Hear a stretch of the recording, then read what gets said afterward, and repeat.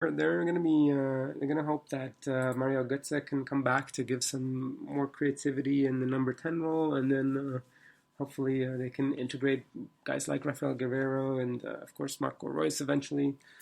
Yeah, but this was a sort of a kind of a, I don't want to say a struggle, but not the Dortmund of last year. But part of that has to do with Mainz, who were pretty impressive despite crazy injuries. They were missing Jairo Samperio, John Cordoba, and Dani Latza.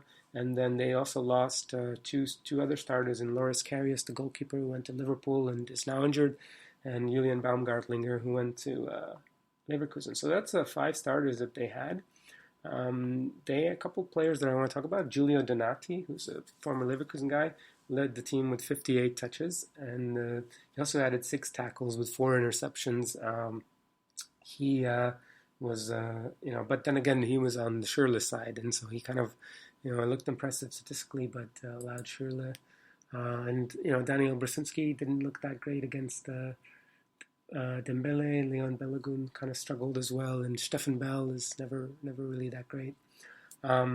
Jean-Philippe Bamin was probably the most impressive Mainz player. He's a 20-year-old who was signed from Lyon in League One. He made a great debut with 5 tackles, 5 interceptions in defense, and was their main CDM. But he also added 2 dribbles and a couple key passes in attack. And they were playing Yunus Mali as sort of their striker, who was, didn't get the ball too much with just 24 touches, but did get 3 shots, and Mainz were pretty dangerous on their counters with Christian Clemens at times. And, they had Fabian Frey, who was okay as the sort of distributor. But, credit to sort of Martin Schmidt for building a pretty competitive side with, limited availability and options. So I think Mainz, who we picked for 7th, are going to be there, particularly if some of their guys get healthier. The Topspiel, the featured match of the round, was Gladbach against Leverkusen, who we picked for 4th and 3rd, respectively. It's also the hipster game of the week. So Gladbach's counterplay down the somewhat sloppy Leverkusen side. André Schürrle lined up the foes in a 4-1, 3-4-1-2 basic shape against Roger Schmidt's 4-2-2-2. Which is more of a narrow one, as Leverkusen like to sort of force you to the middle. There's a really good article on the Bundesliga Fanatic by Ryan Tank, where he analyzes the match from a tactical standpoint, which I encourage you to check out. But the numbers, the shots were 13-12 for the Foles, as Rafael held another masterclass with 4 shots, 3 of them getting on target, and 3 key passes and 3 dribbles. As the Brazilian, who was probably in the top 5 best players last year, with getting double-digit goals and assists, continues to excel despite getting on the other side of 30. Now, Andre Hahn got all 3 of his shots on target and scored the goal after a Jonathan Tah mistake in the first half, while Lars Stindl, who loves to combine with Rafael, finished the Werkself off with his goal, and it was an integral part of the press defeating strategy of Borussia, as the Werkself looked to press them. Gladbach made some interesting lineup decisions as they sat Mo Dahoud, Fabian Johnson, and their summer signing Yannick Vestergaard from Bremen. Perhaps Vestergaard is understandable because he doesn't really pass the ball too well and is not very good against the press, but they went with the Dreierkette. That's 3 in the back for you. German speakers already know this. With Andreas Christensen, the former Chelsea man, solidifying his spot in the center, was flanked by Tony Janschke on the left and Nico Elvedi on the right.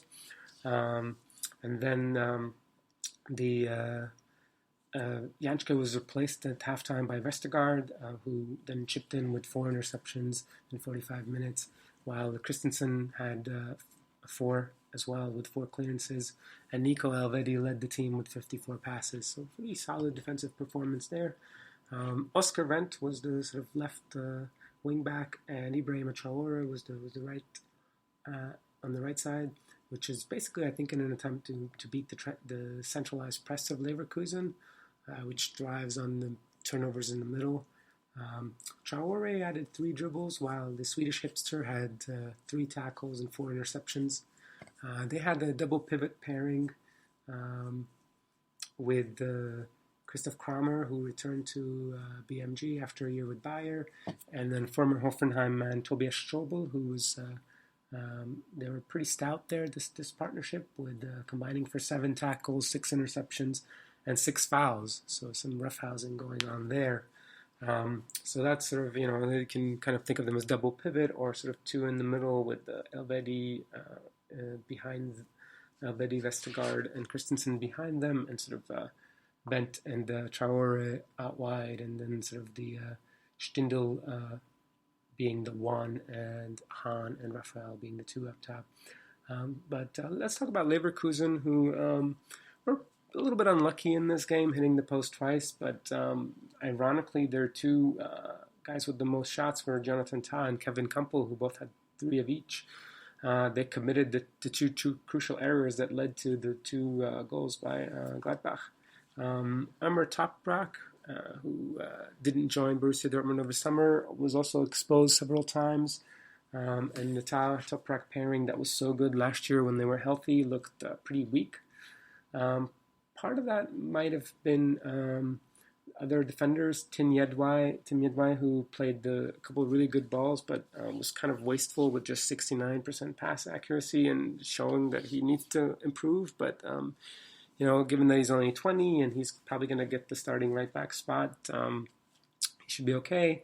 Their 2 deep-lying CDMs were Julian Baumgartlinger and Charles Aranguiz, and both of them, I thought, looked sort of subpar. The former Mainz man had good passing numbers with 88%, but looks like he's lacking for pace. And even though he covered 12 kilometers, was second highest in the league, he failed to track back on several occasions, and he ended up making just 1 tackle, which is insane because he averages 3 regularly as one of the leading tacklers and is known for sort of this no-nonsense style. So for him to not get stuck in there and make any challenges is very surprising. Aranguiz posted a 71% pass accuracy before he went down with a serious-looking injury, but thankfully it's only a shin contusion that should have him fit for the next game with the international break coming up. Hakan Çalhanoğlu continues to disappoint with he had sort of a nice attitude and tried pretty hard, but his passing was weak and he lost the ball way too often for my liking and failed to create much for the others. And I really hope that Julian Brandt can replace him. Brandt was on a substitute because he was just returning from the Olympics. Didn't really do too much, and maybe he'll gain more fitness and recover for the second game after the break. Chicharito, of course, broke his hand a couple of days before the match, so that meant that Kevin Volland, the new signing from Hoffenheim, was the lone striker up top with Kimo Bellarabi, who had 7 dribbles on the match, and Kevin Kampel, the combative central midfielder, was deployed out on the left side. Bellarabi had a typically frustrating game where he had incredible speed and lots of really good dribbles, but sometimes wouldn't find the right pass. And it was interesting to see that last year he went on a crazy hot streak where he had I think finished the season with 8 consecutive assists in 8 games. Is considered kind of a selfish player, and that's kind of what we saw on Saturday from him. Admir Mehmedi looked invisible after coming on, and I think overall in general this looked a little bit like sort of the early season from last year Leverkusen side, which has a far cry from a team that's supposed to be challenging Dortmund and Bayern for the title, and many people are, including Paul Dardai, is famously picking them for a title, and I think that's just pretty insane. Roger Schmidt, didn't come off looking too great, but it's just one game, and I think, losing to Gladbach in Mönchengladbach is certainly not a huge deal, and this kind of can happen, but, not a great debut for Leverkusen. So let's look at the Sunday matches. The most exciting one of the week which everybody said was Hoffenheim versus RB Leipzig. I unfortunately didn't get a chance to watch this game as I was traveling on a flight, but the expected goal sum was 1.3 to 2.3 in favor of RB Leipzig, but the game, of course, ended 2-2, and Leipzig needed a 90-minute equalizer just to save a point, which is the match that a lot of people were ridiculing as the El Plastico, as these are two of the more recent Bundesliga clubs with huge investors. But Leipzig were impressive. They outshot the boys from Hoffenheim 23-11, although 9 of those shots did come from set pieces. But 13 of their shots came from the penalty area, which meant that as opposed to only 6 from Hoffenheim. And they had a really interesting lineup with Ralf Hasenhüttl, the former Ingolstadt manager, lined up in the 4-2-2-2, just like Roger Schmidt. And Nagelsmann went with his preferred 4-3-3. For Hoffenheim, Oliver Baumann was the key man, making 7 saves in goal, as he often did last year, where Hoffenheim once again struggled to defend against penetration and allowed 23 shots, and they allowed Leipzig to get into their attacking third with little to no resistance. The action was in Hoffenheim's third 34% of the time and 43% of the time in the middle. So you could see where that was, where the game was going. They had one sort of surprise starter in Philipp Ox, who's a 19-year-old who was deployed at left back after playing as a CDM for most of last year. He did okay, made 3 tackles and 3 clearances, and he joined the back line of Fabian Schär and Niklas Süle with Kader Jabek as the right back. Probably the ineffectiveness stems from the CDM play of Kevin Vogt, who was signed from Cologne for 1.5 million, who was replaced at halftime by Pirmin Schwegler, who kind of struggled to play last year. And they played, so they might have to upgrade there or just sort of fix internally. They played Sebastian Rudi, who's probably their best player at this point now as the right midfielder. German international, added 3 shots and an assist, and he also made a couple tackles as well. Lukas Rupp is their new signing from Stuttgart. Had sort of typical industrious Lukas Rupp game, running with impunity and, of course, getting in front of goal and managing to open his Hoffenheim account. The three forwards they started was Mark Uth, who continues to thrive under Julian Nagelsmann, who added another nice goal. Still kind of struggles with his passing, but he has something like 8 or 9 goals now since Nagelsmann took over in 11 or 12 games. The other 2 strikers didn't have such good games. André Kramaric, who finalized his deal from Leicester, was starting as a left winger, and Sandro Wagner was sort of the target man. They both left a lot to be desired, and they're only managing a couple shots and not too much activity there. Hoffenheim, definitely were lucky overall, and they can think they were unlucky because they conceded a 90th minute equalizer, but they had no business winning this game anyway. But let's talk a little bit about Red Bull, who were surprisingly great.